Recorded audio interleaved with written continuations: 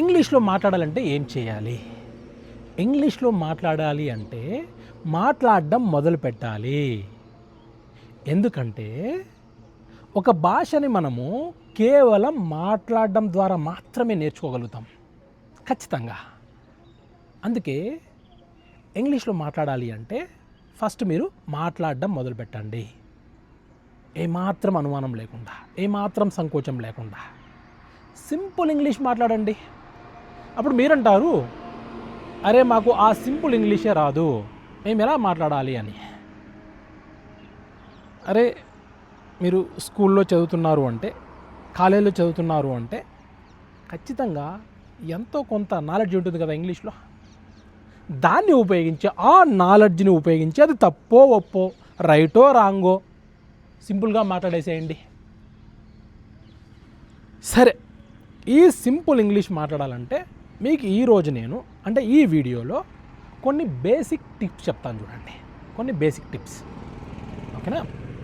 First 3 విషయాల గురించి తెలుసుకోవాలి మీరు. 1, ఫస్ట్ పర్సన్ అంటే ఏంటి, 2 సెకండ్ పర్సన్ అంటే ఏంటి, 3 థర్డ్ పర్సన్ అంటే ఏంటి. ఈ 3 చాలా చాలా ఇంపార్టెంట్ మనం ఇంగ్లీష్లో మాట్లాడేటప్పుడు. They play a very important role in speaking even simple English.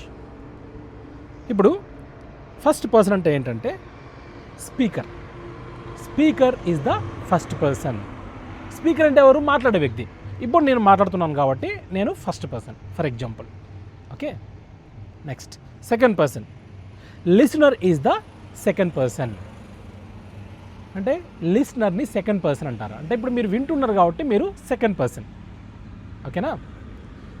Next third person. Third person అంటే ఏంటి? What or whom is spoken about is called third person.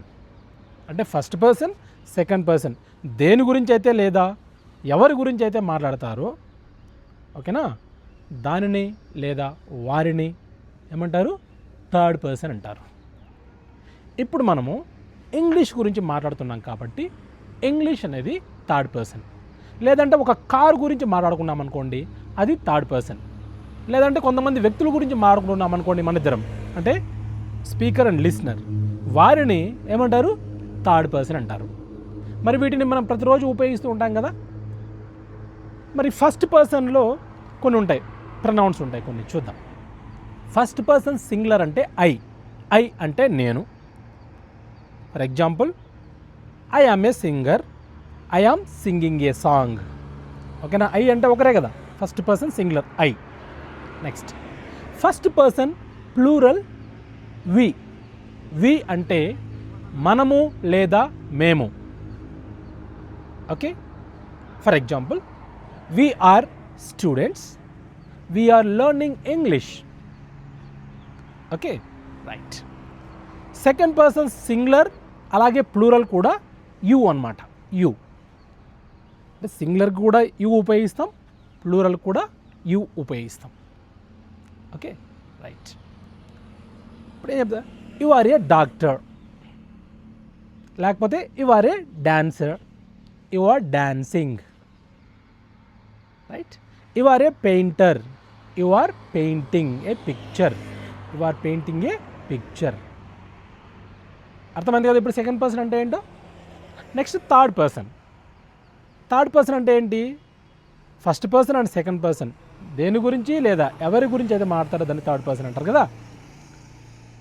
Okay, right. ఇప్పుడు చూద్దాం. I have a car. I have a car.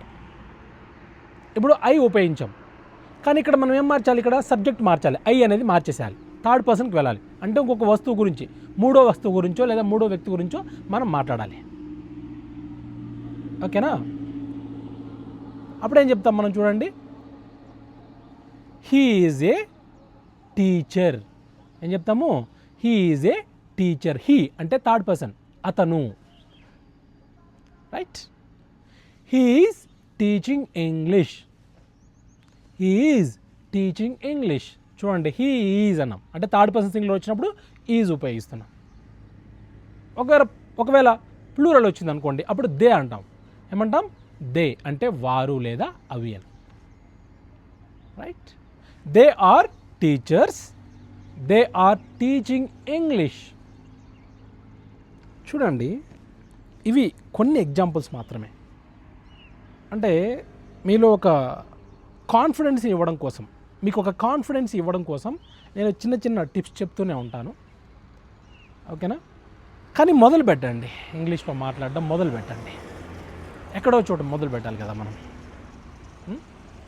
ఎందుకంటే ఈరోజు requirement ఉంది ఇంగ్లీష్కి, అవసరం. మనం ఇంగ్లీష్లో మాట్లాడడం నేర్చుకోవడం అవసరం. పూర్తిగా పట్టు సాధిద్దాం. తర్వాత మీరు అవసరమైన చోట ఇంగ్లీష్లో మాట్లాడచ్చు, తర్వాత మీ మదర్ టంగే మాట్లాడచ్చు. There is nothing wrong. అది తప్పేం కాదు. ఇక్కడ నేనేమి ఎప్పుడు కూడా ఇంగ్లీష్లో మాట్లాడడం కోసం మీరు ఇంగ్లీష్ నేర్చుకోమని చెప్పట్లేదు. ఈరోజు జాబ్ మార్కెట్కి ఇంగ్లీష్ అవసరం కదా, కాబట్టి మనం ఇంగ్లీష్లో నేర్చుకోవాలి. కాబట్టి సింపుల్ ఇంగ్లీష్ మాట్లాడండి, చాలా ఈజీగా మాట్లాడేసేయండి. సరేనా? All the very best. Thank you guys.